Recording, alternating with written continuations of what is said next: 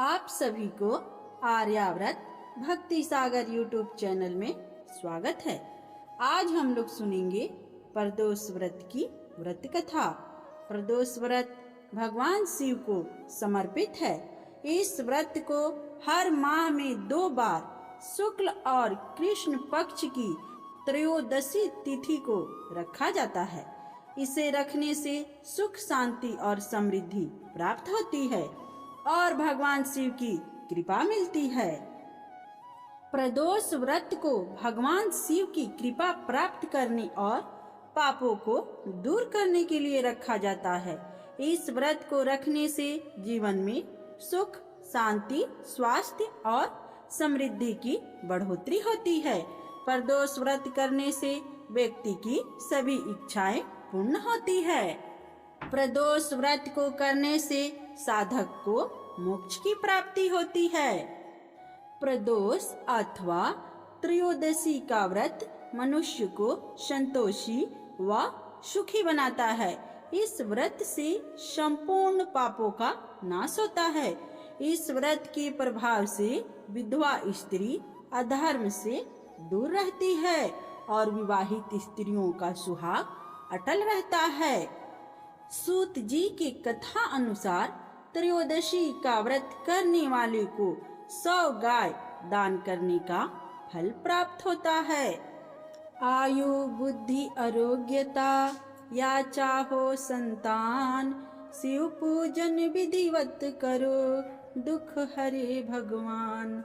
एक समय की बात है, सभी प्राणियों के हितार्थ परम पुनीत गंगा के तट पर ऋषि समाज द्वारा एक विशाल सभा का आयोजन किया गया, जिसमें व्यास जी के परम प्रिय शिष्य पुराण वेता श्री सूत जी महाराज हरि कीर्तन करते हुए पधारे।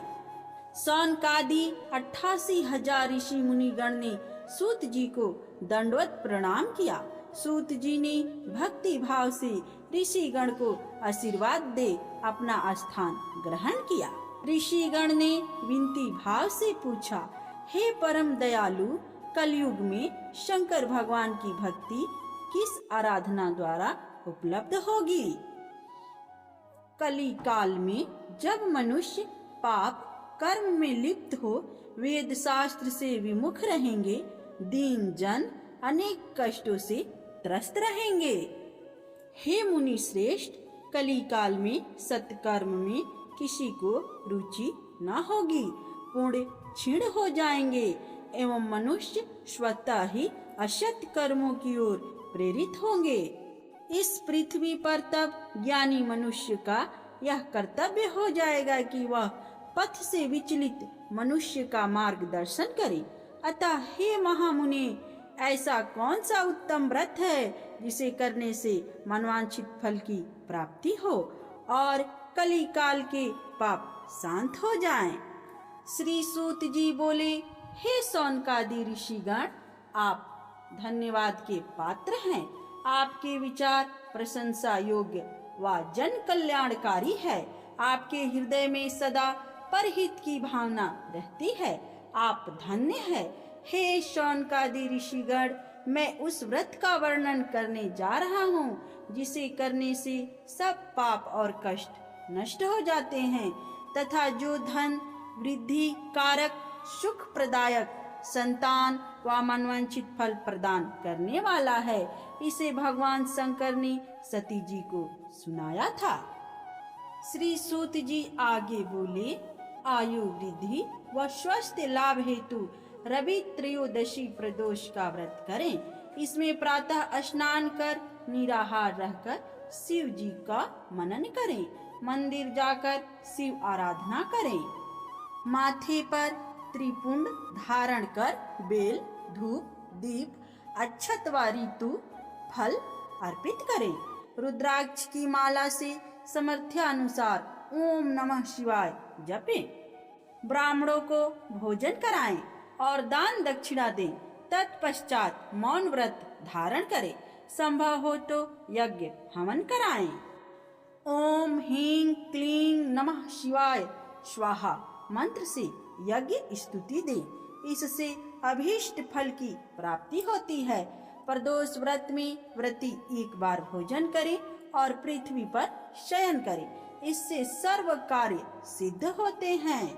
श्रावण मास में इस व्रत का विशेष महत्व है।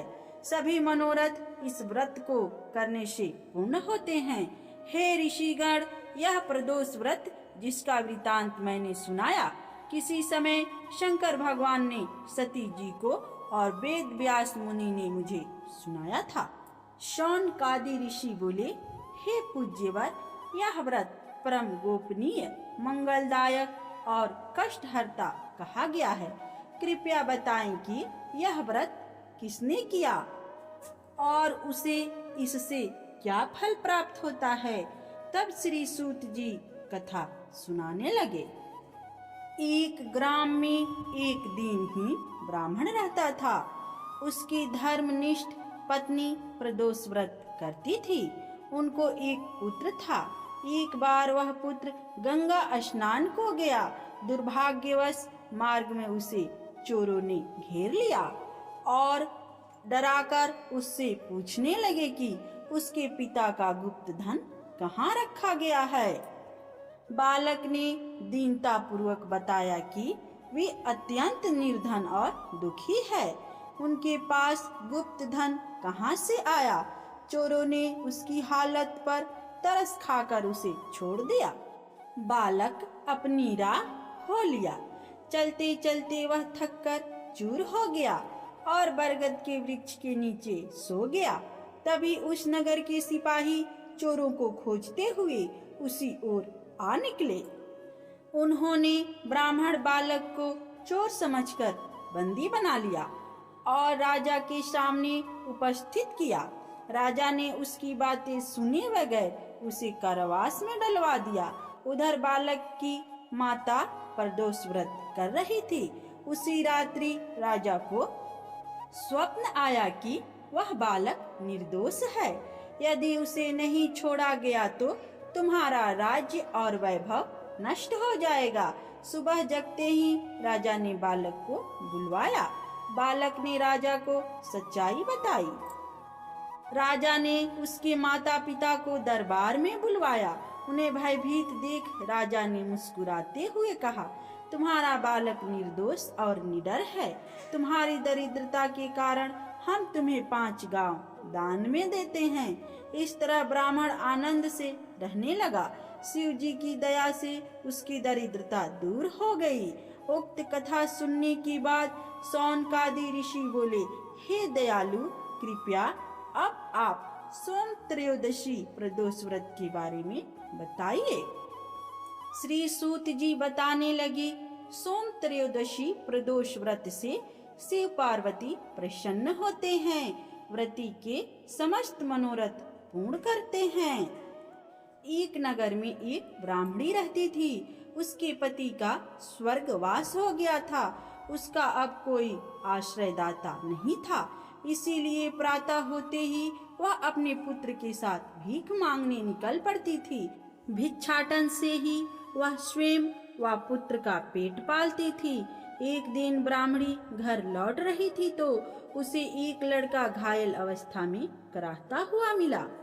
ब्राह्मणी दयावश उसे अपने घर ले आई। वह लड़का विदर्भ का राजकुमार था। शत्रु सैनिकों ने उसके राज्य पर आक्रमण कर उसके पिता को बंदी बना लिया था और राज्य पर नियंत्रण कर लिया था। इसलिए वह मारा मारा फिर रहा था। राजकुमार ब्राह्मण पुत्र के साथ ब्राह्मणी के घर रहने लगा।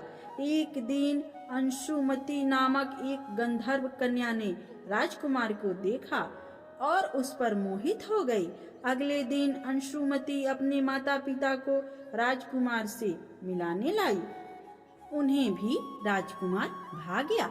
कुछ दिनों बाद अंशुमती के माता पिता को शंकर भगवान ने स्वप्न में आदेश दिया कि राजकुमार और अंशुमती का विवाह कर दिया जाए।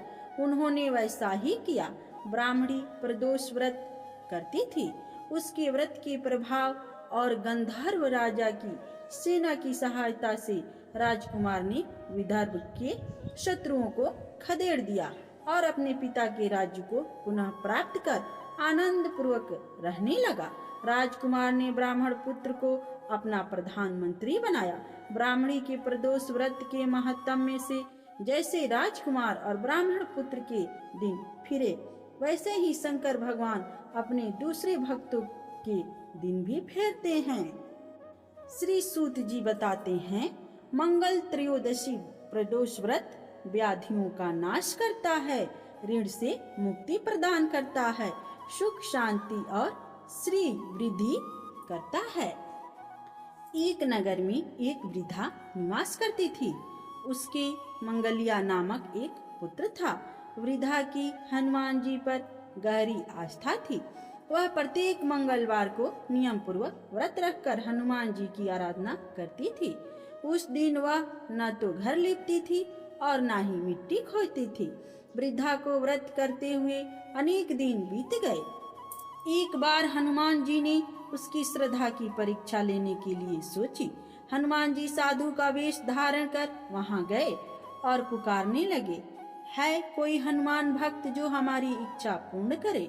पुकार सुन वृद्धा बाहर आई और बोली, आज्ञा महाराज। साधु वेशधारी हनुमान बोले, मैं भूखा हूँ, भोजन करूँगा, तू थोड़ी जमीन लीप दे। वृद्धा दुविधा में पड़ गई। अंततः हाथ जोड़ बोली, महाराज, लीपने और मिट्टी खोदने के अतिरिक्त आप कोई दूसरी आज्ञा दे, मैं अवश्य पूर्ण करूंगी। साधु ने 3 बार प्रतिज्ञा कराने के बाद कहा, तू अपने बेटे को बुला, मैं उसकी पीठ पर आग जलाकर भोजन बनाऊंगा। वृद्धा के पैरों तले धरती खिसक गई, परंतु वह प्रतिज्ञाबद्ध थी।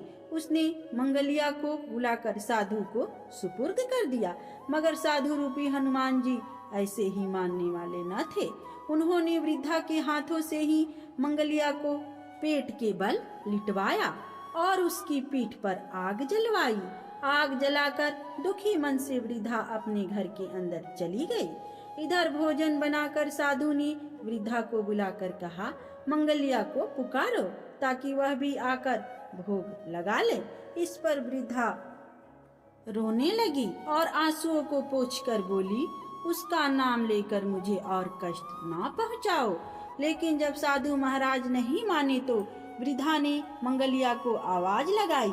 पुकारने के बाद थोड़ी देर में मंगलिया दौड़ा दौड़ा आ पहुंचा। मंगलिया को जीवित देख वृद्धा को सुखद आश्चर्य हुआ। वह साधु के चरणों में गिर पड़ी। साधु अपने वास्तविक रूप में प्रकट हुए। हनुमान जी को अपने घर में देख वृद्धा का जीवन सफल हो गया।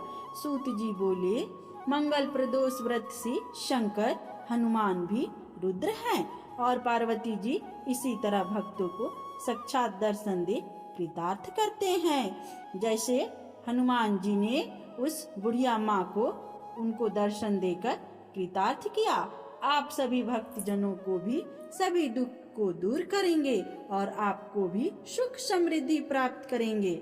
श्री सूत जी आगे बोले, बुध त्रयोदशी प्रदोष व्रत से सर्व मनोकामनाएं पूर्ण होती है। इस व्रत में हरि वस्तुओं का प्रयोग करना चाहिए। शंकर भगवान की आराधना धूप, बेल पत्र आदि से करना चाहिए। एक पुरुष का नया नया विवाह हुआ। विवाह के 2 दिन बाद उसकी पत्नी मायके चली गई। कुछ दिनों बाद वह पुरुष पत्नी को लेने उसके यहाँ गया। बुधवार को वह पत्नी के साथ लौटने लगा तो ससुराल पक्ष ने उसे रोकने का प्रयत्न किया कि विदाई के लिए बुधवार शुभ नहीं होता, लेकिन वह नहीं माना और पत्नी के साथ चल पड़ा। नगर के बाहर पहुंचने पर पत्नी को प्यास लगी। पुरुष लोटा लेकर पानी की तलाश में चल पड़ा। पत्नी एक पेड़ के नीचे बैठ गई। थोड़ी देर बाद पुरुष पानी लेकर वापस लौटा। उसने देखा कि उसकी पत्नी किसी के साथ हंस हंस कर बातें कर रही है और उसके लोटे से पानी पी रही है। उसको क्रोध आ गया। वह निकट पहुंचा तो उसको आश्चर्य का ठिकाना न रहा। उस आदमी की सूरत उसी की भांति थी। पत्नी भी सोच में पड़ गई। दोनों पुरुष झगड़ने लगे। भीड़ इकट्ठा हो गई। सिपाही आ गए। हम सकल आदमियों को देख वे आश्चर्य में पड़ गए। उन्होंने स्त्री से पूछा, उसका पति कौन है? वह उन दोनों व्यक्तियों को देखकर कुछ समझ नहीं पा रही थी कि मेरा पति कौन है, और वह भी आश्चर्य में पड़ गई। तब वह पुरुष शंकर भगवान से प्रार्थना करने लगा, हे भगवान, हमारी रक्षा करें। मुझसे बड़ी भूल हुई है कि मैंने सास ससुर की बातें नहीं मानी और बुधवार को पत्नी को विदा करा लिया। मैं भविष्य में ऐसा कदापि नहीं करूंगा। जैसे ही उसकी प्रार्थना पूरी हुई, दूसरा पुरुष अंतर्ध्यान हो गया।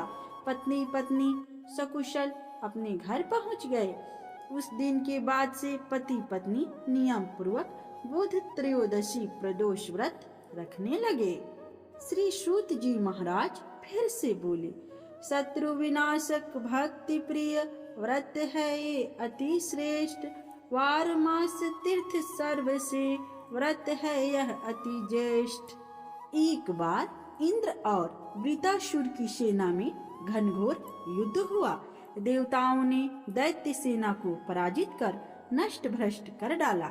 यह देखकर वृतासुर अत्यंत क्रोधित हो स्वयं युद्ध के लिए उद्यत हुआ।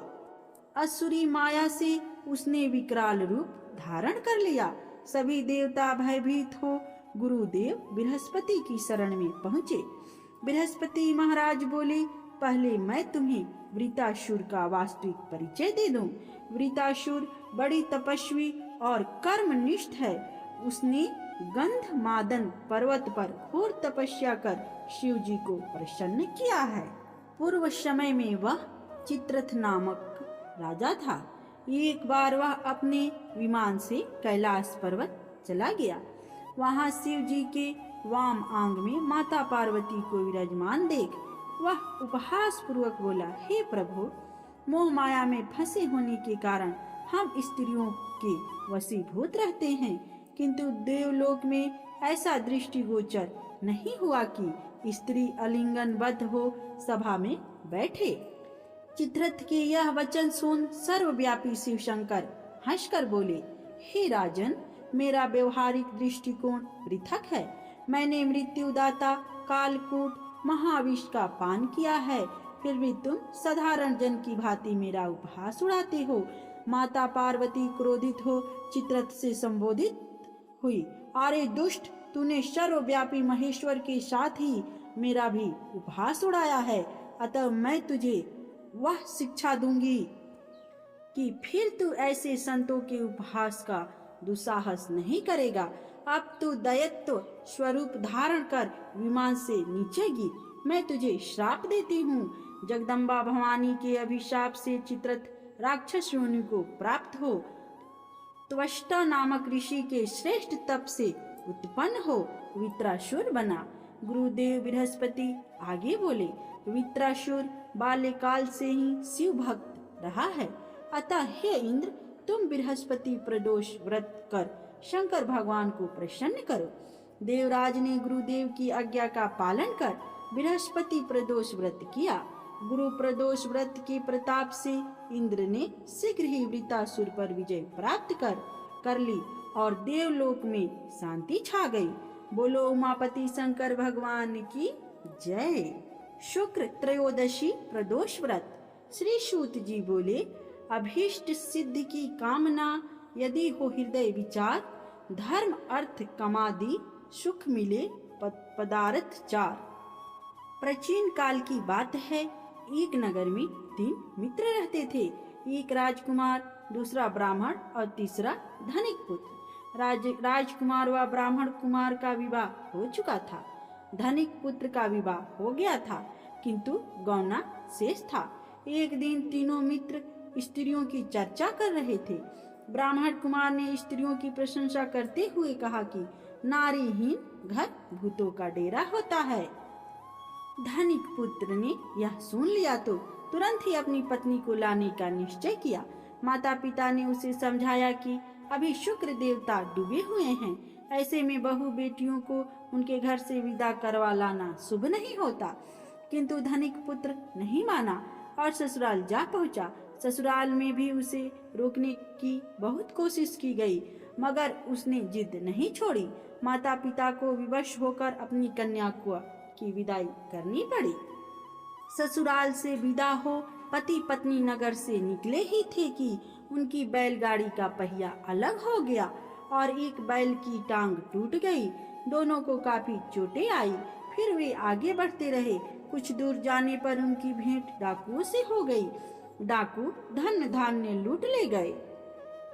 दोनों रोते पीटते घर पहुँचे। वहाँ धनिक पुत्र को सांप ने डस लिया। उसके पिता ने वैद्य को बुलवाया। वैद्य ने निरीक्षण करने के बाद घोषणा की कि धनिक पुत्र 3 दिन में मर जाएगा। जब ब्राह्मण कुमार को यह समाचार मिला तो वह तुरंत आया। उसने माता पिता को शुक्र प्रदोष व्रत करने का परामर्श दिया और कहा, इसे पत्नी सहित वापस ससुराल भेज दें। यह सारी बाधाएं इसीलिए आई है क्योंकि आपका पुत्र शुक्राष्टमी पत्नी को विदा कर लाया है। यदि यह वहां पहुंच जाए तो बच जाएगा। धनिक को ब्राह्मण कुमार की बातें ठीक लगी। उसने वैसा ही किया। ससुराल पहुंचते ही धनिक कुमार की हालत ठीक होती चली गई। शुक्र प्रदोष की महात्म्य की से सभी घोर कष्ट टल जाते हैं। शनि त्रयोदशी प्रदोष व्रत। श्री सूत जी बोले, पुत्र कामना हेतु यदि हो विचार शुभ शुद्ध, शनि प्रदोष व्रत परायण करे शुभक्त विशुद्ध। प्राचीन समय की बात है, एक नगर में सेठ धन दौलत और वैभव से संपन्न था। वह अत्यंत दयालु था। उसके यहाँ से कभी कोई खाली हाथ नहीं लौटता था। वह सभी को जो भी हो भर कर दान दक्षिणा देता था। लेकिन दूसरों को सुख देने वाले सेठ और उसकी पत्नी स्वयं काफी दुखी थे। दुख का कारण था उनके संतान का न होना। संतानहीनता के कारण दोनों भूले जा रहे थे।